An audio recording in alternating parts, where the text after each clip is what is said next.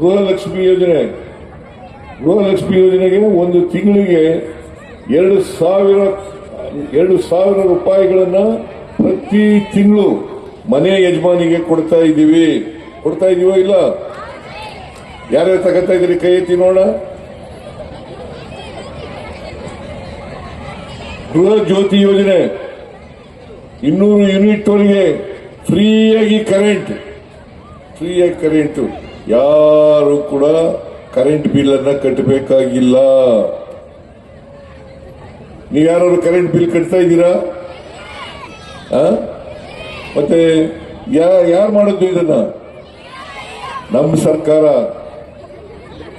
ನನ್ನ ನೇತೃತ್ವದ ಸರ್ಕಾರ, ಕಾಂಗ್ರೆಸ್ ಸರ್ಕಾರ ಇದನ್ನ ಮಾಡಿರ್ತಕ್ಕಂಥದ್ದು ಅಂತಕ್ಕಂಥದ್ದನ್ನ ಮಾಡಬೇಕು. ತಾವೆಲ್ಲರೂ ಕೂಡ ತಿಳ್ಕೋಬೇಕಾಗ್ತದೆ. ಅದ್ರ ಜೊತೆಗೆ ಅನ್ನಭಾಗ್ಯ ಕಾರ್ಯಕ್ರಮ, ನಾನು ಹಿಂದೆ 7 kg ಅಕ್ಕಿಯನ್ನ ಫ್ರೀಯಾಗಿ ಕೊಡ್ತಾ ಇದ್ದೆ. 2013ರಿಂದ 2018ವರೆಗೆ ಮುಖ್ಯಮಂತ್ರಿ ಆಗಿರುವಾಗ 7 kg ಅಕ್ಕಿಯನ್ನ ಫ್ರೀಯಾಗಿ ಕೊಡ್ತಾ ಇದ್ದೆ. ಬಿಜೆಪಿ ಸರ್ಕಾರದಲ್ಲಿ ಅದನ್ನ 7 kgಯಿಂದ 5 kg ಮಾಡಿಬಿಟ್ರು. 7 kgಯಿಂದ 5 kg ಮಾಡಿದ್ರು. ನಾನು ಆ ಸಂದರ್ಭದಲ್ಲಿ ಹೇಳಿದೆ, 7 kg ಯಾಕೆ ಕಡಿಮೆ ಮಾಡಿದ್ರಿ ಅಂತ ಹೇಳಿ ಬಿಜೆಪಿಯವರನ್ನ ಪ್ರಶ್ನೆ ಮಾಡಿದೆ. ಅವರು ದುಡ್ಡಿಲ್ಲ ಅಂತಂದ್ರು. ಅದಕ್ಕೆ ನಾನು 2023ರಲ್ಲಿ ನಮ್ಮ ಪ್ರಣಾಳಿಕೆಯಲ್ಲಿ ಭರವಸೆಯನ್ನು ಕೊಟ್ಟಿದ್ದು, ನಾವು ಅಧಿಕಾರಕ್ಕೆ ಬಂದ್ರೆ ಮತ್ತೆ 5 kgಯನ್ನ 5 kg ಈಗ ಉಚಿತವಾಗಿ ಕೊಡ್ತಾ ಇದೀವಿ.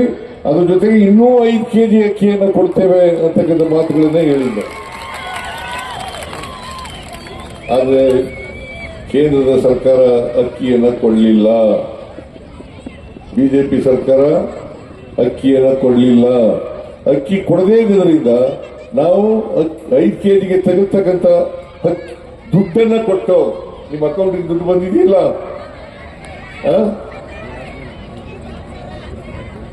ಯುವ ನಿಧಿ ಕಾರ್ಯಕ್ರಮ, ಯಾರು ಪದವೀಧರರಿದ್ದಾರೆ, ನಿರುದ್ಯೋಗಿಗಳಿದ್ದಾರೆ, ಅವರೆಲ್ಲರಿಗೂ ಕೂಡ 3,000 ರೂಪಾಯಿಗಳನ್ನ ಪ್ರತಿ ತಿಂಗಳು ಕೊಡ್ತಕ್ಕಂಥ ಕೆಲಸವನ್ನು ಮಾಡೋದು. ಯಾರು ಡಿಪ್ಲೊಮಾ ಹೋಲ್ಡರ್ಸು ನಿರುದ್ಯೋಗಿಗಳಾಗಿದ್ದಾರೆ ಅವರಿಗೆ 1,500 ರೂಪಾಯಿಗಳನ್ನ ಭತ್ಯವನ್ನು ಕೊಡ್ತಕ್ಕಂಥ ತೀರ್ಮಾನವನ್ನು ಮಾಡೋದು. ಇದನ್ನೆಲ್ಲ ಬಿಜೆಪಿಯವರು ಮಾಡಿದ್ರ? ಮತ್ತೆ ಯಾವ ಮುಖ ಒತ್ಕೊಂಡು ನಿಮ್ಮ ಹತ್ರ ಬಂದು ವೋಟ್ ಕೇಳ್ತಾರೆ? ಅವರು ಯಾವ ನೈತಿಕತೆ ಇಟ್ಕೊಂಡು ವೋಟ್ ಕೇಳ್ತಾರೆ? ಬಿಜೆಪಿಗೆ ವೋಟ್ ಹಾಕ್ತೀರಾ? ಬಿಜೆಪಿಗೆ ವೋಟ್ ಹಾಕಬಾರದು. ಯಾವ ಕಾರಣಕ್ಕೂ ಕೂಡ ಬಿಜೆಪಿ